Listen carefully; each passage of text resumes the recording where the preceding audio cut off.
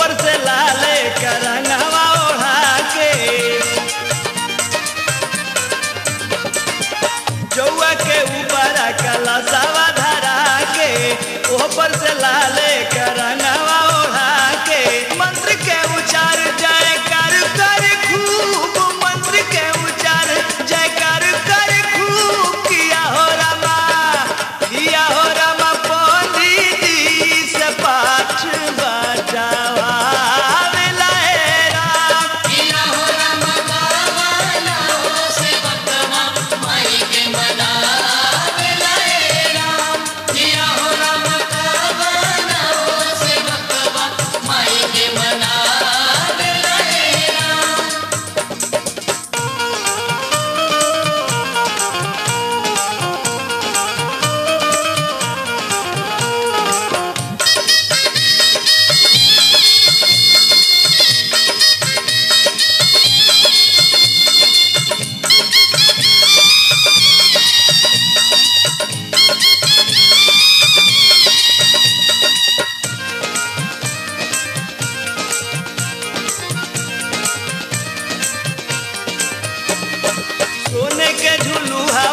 रेशम की डोरिया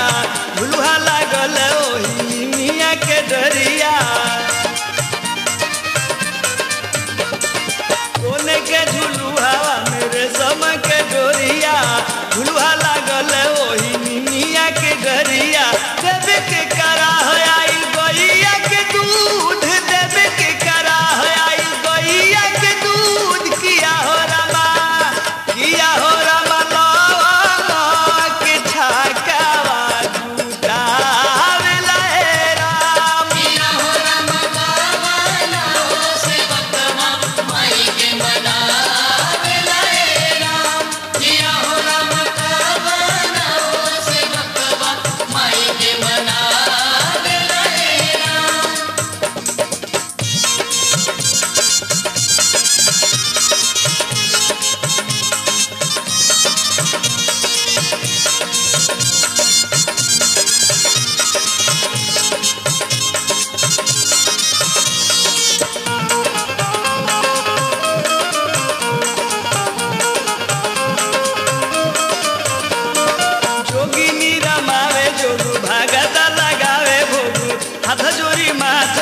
माई के मनावे लोग जोगिनी रमावे जोग भागता लगावे भोग हाथ जोड़ी माथ नाई माई के मनावे लोग कर के हवन जुटल नव मन धूप कर के हवन जुटल नव मन धूप किया हो रामा जगमग ज्योतिया जरा